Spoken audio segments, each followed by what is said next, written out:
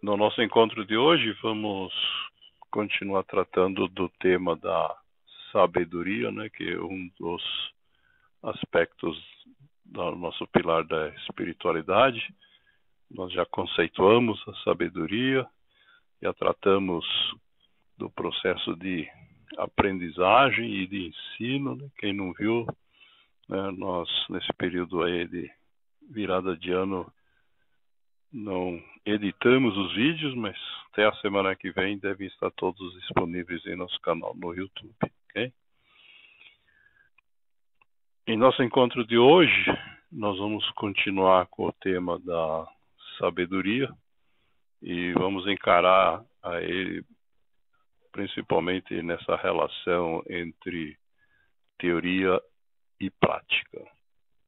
Essa relação é simbolizada aí pela figura, né, no sentido de que por meio dessa corda aí que o homem está puxando, na verdade ele puxa a si próprio, né? Então a gente tem aí essa relação indispensável entre teoria e prática, né? Nada do que nós colocamos aqui é apenas conhecimento teórico, né? E vamos começar então com uma reflexão da cantora americana Beyoncé, que diz que se tudo fosse perfeito, a gente nunca aprenderia nada e nunca poderíamos crescer, né? Esse é o ponto de partida da nossa prática, né? Muitas vezes nós ficamos revoltados, chateados porque o mundo não é perfeito, mas se ele fosse, nós não teríamos como evoluir nem crescer. Então é graças a essa imperfeição, né, da realidade que a gente enfrenta que nós temos essa oportunidade. E segundo a psicóloga brasileira contemporânea, Camila Orlandini, né, nós temos, na verdade, dois caminhos, né, para a gente, então, ter essa evolução, né, que de uma forma simples nós podemos chamar de mudança. Diz ela que uma pessoa muda por uma de duas razões. Ou porque ela aprendeu demais, então, por vontade própria, se dedicou mesmo a aprender muito, estudar, né?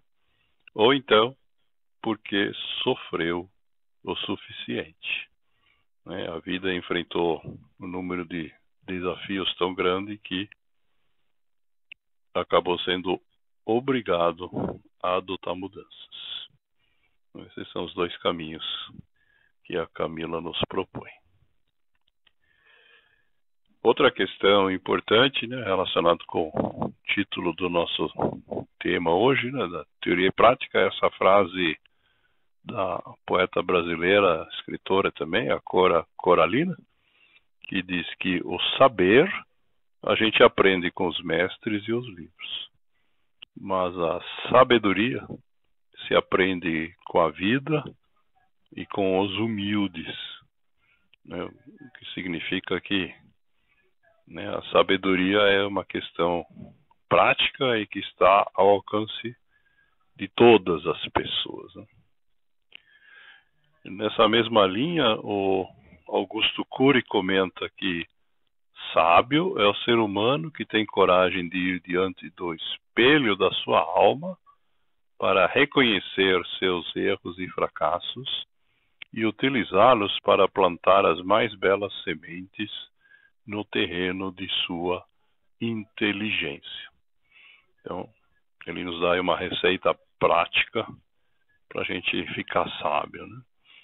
Nós precisamos ter a coragem, diz ele, de avaliar nossos problemas, nossos erros e fracassos, que ele chama, e utilizá-los então como sementes, né, que a gente cultiva para nos desenvolvermos.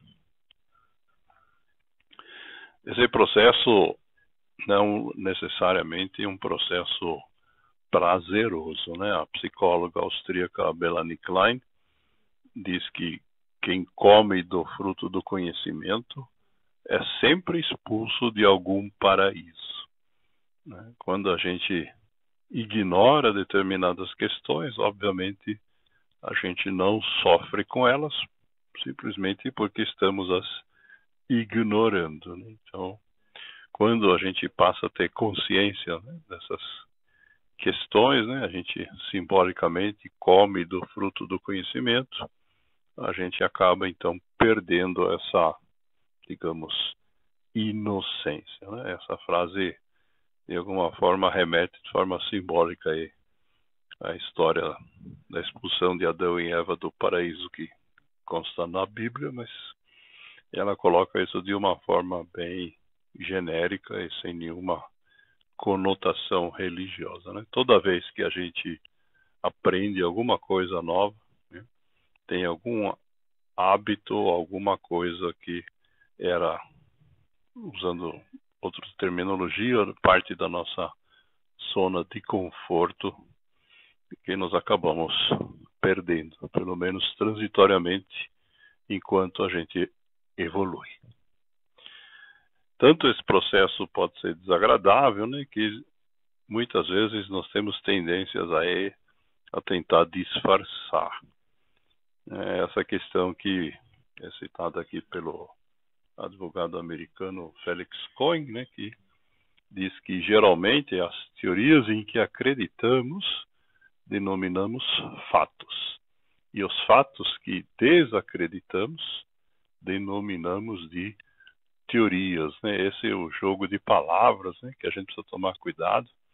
Inclusive, é uma das bases aí do processo de fake news, né, que é tão comum hoje em dia, né, de misturar fatos e teorias, né?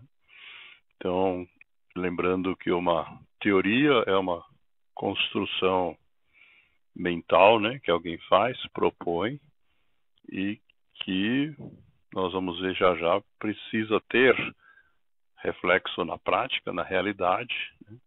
Mas o que o Cohen aqui diz que nós temos a tendência, então, de que quando a gente acredita na teoria, nós acabamos dizendo que ela é um fato, né? E se a gente enfrentar fatos que nós não acreditamos, então, né, muitas vezes elas acabam sendo chamadas de teorias no sentido pejorativo, né? Tentando distanciar a teoria da prática.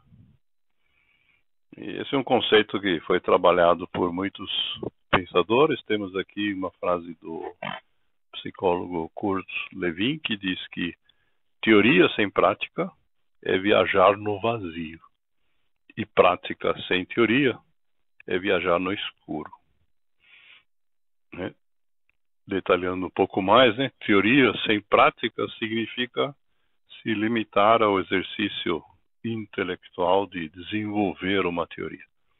Então, diz ele que isto equivale a viajar no vazio, significa não concretizar nada. E do outro lado, diz ele que a gente exercer a nossa prática sem ter respaldo em nenhuma teoria significa a gente viajar no escuro, isto é, sem nenhum tipo de sinalização a respeito do caminho que a gente pretende seguir. Essa questão também foi abordada pelo Albert Einstein, né, conhecido aí como formulador, por exemplo, da teoria da relatividade, né, que é uma teoria que procura descrever, né, de forma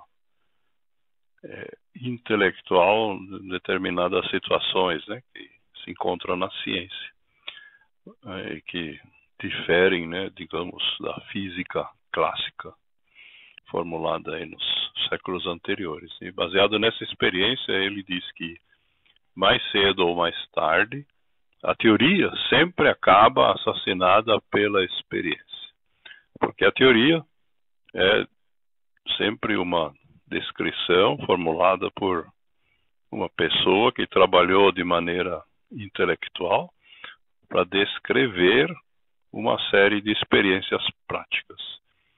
E chega um momento, né, no futuro, em que a experiência prática acaba descobrindo situações que essa teoria não funciona mais, né? Então, por exemplo, né, a questão da difração da luz das estrelas, né, no caso visualizada no caso dos eclipses lunares a partir da Terra, né, que era um fenômeno que foi previsto pelo Einstein e depois foi medido, né, e que acabou então assassinando a física clássica, né? Isso é um processo contínuo, né? Quem é cientista ou trabalha em qualquer área especializada aí sabe que com o decorrer aí das gerações de cientistas, né, as teorias vão se renovando. Isso não acontece só na física, mas em todos os ramos da ciência.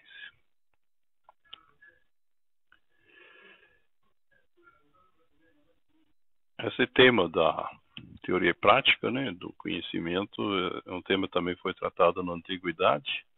O Hipócrates, considerado como fundador da medicina na Antiga Grécia, diz que há verdadeiramente duas coisas diferentes: saber e crer que se sabe. Então, diz ele, a ciência consiste em saber. Em crer que se sabe reside a ignorância. Quando a gente acha que já sabe, a gente não vai aprender nada mais, porque nós achamos que já sabemos, né? Essa humildade de questionar, né? De acumular conhecimento, mas sempre com a dúvida junto, é então a base da ciência, começando aí pela medicina há 2.500 anos.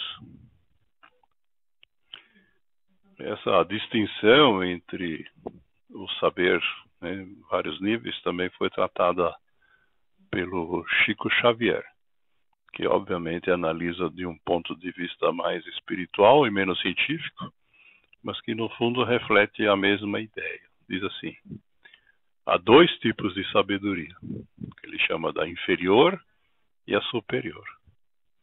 A sabedoria inferior, diz ele, é dada pelo quanto uma pessoa sabe, e a superior é dada pelo quanto ela tem consciência de que não sabe.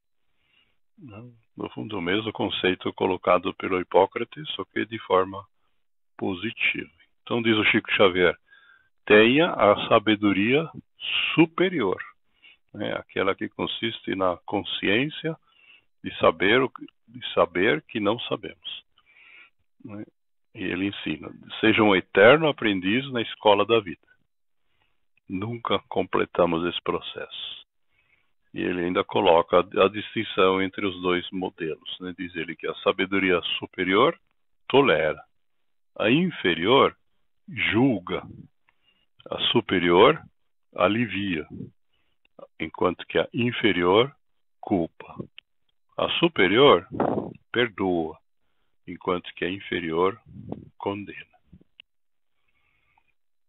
E vamos concluir hoje com essa frase do Jeffrey Bezos, conhecido empresário americano, fundador da Amazon, né, que resume essa questão, então, dizendo que, na prática, né, as pessoas que com mais frequência estão corretas são aquelas que mais frequentemente mudam de opinião. Se a gente se permitir essa mudança de opinião, então temos mais chance de acertar.